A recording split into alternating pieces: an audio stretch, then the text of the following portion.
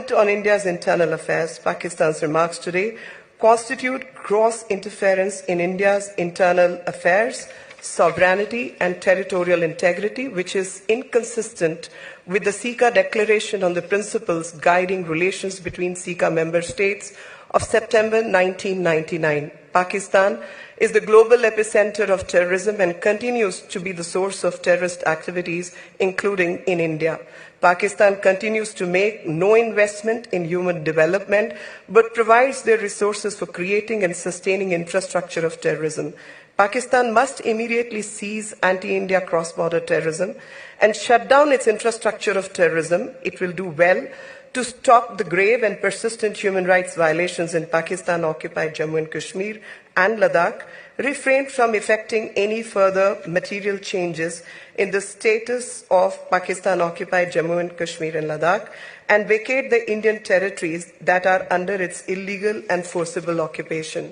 हमारे यहाँ यार आप मुझसे बेहतर जानते हैं, वी आर बैंकरप्ट,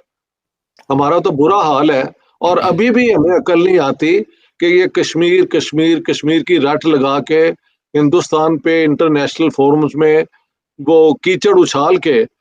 तो हमारी चींटे हमारे मुंह पे पड़ती हैं जब लोग बताते हैं कि आपने अपनी माइनॉरिटीज के साथ ये किया हुआ है, बलूचिस्तान में ये किया हुआ है, फाटा में ये किया हुआ है, तो जीरो वो फिर टिट फॉर टैट हो जाता है। लेकिन दुनिया तो देखती है ना कि इंडिया एक बहुत बड़ी मार्केट डेवलप कर रहा है, पीसफुल मुल्क है, उनकी इन्वेस्टमेंट जो है वो पूरी होंगी, तो दुनिया तो यूं देखती है। आपके ये कश्मीर वाले झगड़े के ये रट पे nobody is interested। हाँ, एब्सोल्युटली राइट सर। अभी मैं कुछ दिन पहले एक आर्टिकल पढ़ रहा था कि यूएई और इंडिया के साथ फ्रांस एक वॉर प्लेन की डील करना चाहता है $billions की। ये स्टील इंटरेस्टेड इन दैट, ठीक है। इसके साथ साथ यूएई के साथ 2 दिन पहले उन्होंने रुपी के अंदर यानी लोकल करेंसी में ट्रेड करना शुरू कर दिया, उनकी ये सक्सेस। सर दूसरी तरफ रशिया से वो ऑयल खरीद रहा है, अमेरिका को भी उन्होंने मतलब सही लाइन पे रखा हुआ है कि भाई आप अपना काम करें, हमें अपना काम करने दे, दोस्ती हमारी रहेगी, लेकिन हमारा अपना जो इंटरेस्ट है, अवाम का जो इंटरेस्ट है, इंडिया का इंटरेस्ट है, वो टॉप पे होगा, बाकी चीजें उसके बाद आती हैं। सर हम इन चीजों से एटलीस्ट मैं ये नहीं कहता कि 100% हम उसी तरह करना शुरू कर दे, लेकिन कुछ ना कुछ तो लर्न हमें भी करना चाहिए। यूएई के साथ हमारे ताल्लुकात हैं, आज तक हम सर रुपए की ट्रेड शुरू नहीं कर सके, इंडिया ने कर दिया, सऊदीया के साथ हम नहीं कर सके, रशिया के साथ हम नहीं कर सके, किसी और XYZ के साथ सर हम नहीं कर सके। उसकी वजह के पाकिस्तान की स्टेट पर और वहां के बिजनेस एनवायरनमेंट पे किसी को कॉन्फिडेंस नहीं है। यार कौन यहाँ पे आके इन्वेस्ट करेगा जिसे कल पता नहीं कि ये झगड़े कैसे हो जाएंगे, इनके बलूचिस्तान में क्या सिचुएशन होगी, शिया सुन्नी कॉन्फ्लिक्ट इनका कहाँ जाएगा, और जो माइनॉरिटीज के साथ ये करते हैं, और फिर टेररिज्म इधर उधर।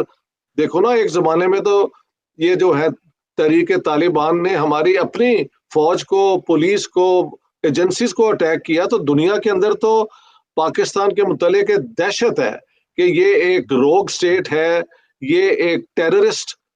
किस्म का यहाँ पे कल्चर है, एक्सट्रीमिज्म है, और ये नॉन स्टेट एक्टर्स के नाम पे सारी दुनिया में टेररिज्म करवाते फिरते हैं। और अभी तक FATF से हम उस लिस्ट से ये हम खारिज नहीं हुए, तो जब तक ये होगा इंडिया के साथ कंपेयर करने की कोई बुनियाद ही नहीं है। उनके ऊपर तो कोई ऐसा इल्जाम नहीं ना है, लेकिन इंडिया ने हमेशा अपने नेशनल इंटरेस्ट की बुनियाद पे सारे रिश्ते बनाए हैं।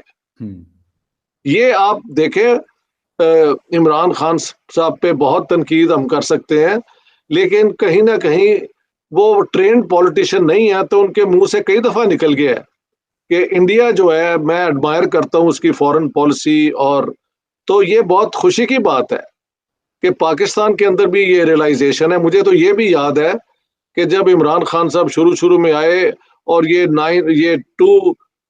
2019 में उन्होंने वो आर्टिकल 370 खत्म कर दिया, तो इमरान खान के बयानों में से ये भी था कि he has been to India, और नेहरू और गांधी का इंडिया कुछ और था, जो कि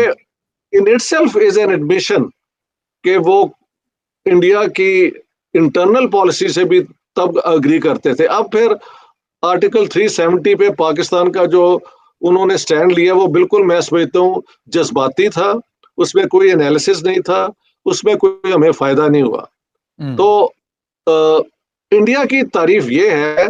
कि they have never compromise there national interest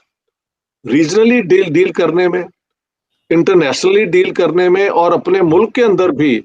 जैसे खबरें आ रही हैं 80% से ज्यादा उन्होंने लिटरेसी कर दी है। अभी भी गुर्बत है, खासी गुर्बत है, इसमें कोई शक नहीं, लेकिन जैसे जैसे उन्होंने स्कीम्स बनाई हैं लोगों को एजुकेशन में लाने के लिए,